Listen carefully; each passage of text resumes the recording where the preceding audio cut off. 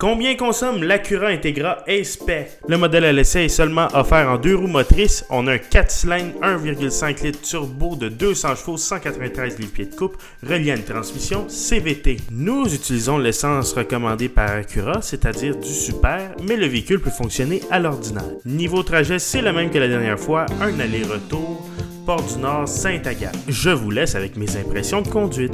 Donc on sait, l'Integra est basée sur la Honda Civic à Hayon, à laquelle on est venu greffer une mécanique de Civic SI. La seule façon d'obtenir une Civic SI à Hayon, c'est d'opter pour l'Integra, ce qui rend les choses quand même assez intéressantes. Niveau stylistique à l'extérieur, je trouve que le look est plus réussi que la Civic.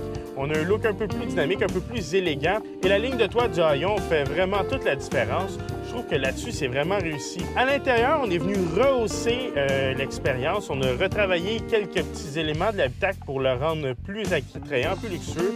On a des beaux bancs rouges qui sont assez confortables. Et on a aussi quelques options qu'on ne peut pas avoir dans la Civic SI. Je pense entre autres au système de son ELS qui joue très bien et la suspension adaptative qui était présente dans la précédente Civic SI et qui a été retirée pour faire un retour dans l'Integra. Une autre différence entre la Integra et la Civic SI, c'est qu'on peut l'avoir avec une boîte automatique. Dans ce cas-ci, c'est une CVT. Malheureusement, elle vient vraiment couper le plaisir de conduite. Je vous recommande vraiment plus la boîte manuelle. Elle offre une conduite plus pimpante et va être beaucoup plus agréable à utiliser que la CVT.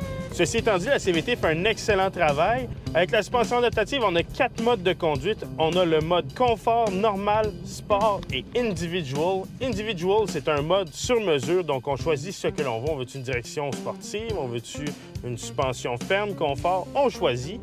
Et dans le fond, chaque mode de conduite, à part l'individual, vient durcir la suspension.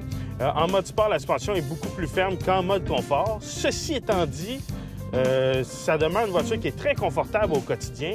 Et même en mode sport, vous n'aurez aucun problème à faire vos déplacements du quotidien. Vous ne souffrirez pas d'inconfort. Là où le bas blesse, c'est le prix. La Integra débute à 43 000 $, soit environ 5 000 $ de plus que la Civic SI.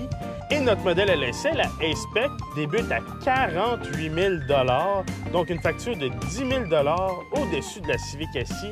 Et j'ai vraiment du mal à justifier l'écart de prix. À mon avis, on n'a pas assez rehaussé la barre pour justifier l'écart de prix entre la Civic SI et l'Acura Integra. Au bout de notre trajet de 76 km, on a eu une consommation de 4,873 litres, ce qui veut dire 6,4 litres au 100 km. Encore une fois, des chiffres qui sont très bons vu la puissance. J'aimerais remercier Acura Canada pour le prêt du véhicule et n'oubliez pas de vous abonner.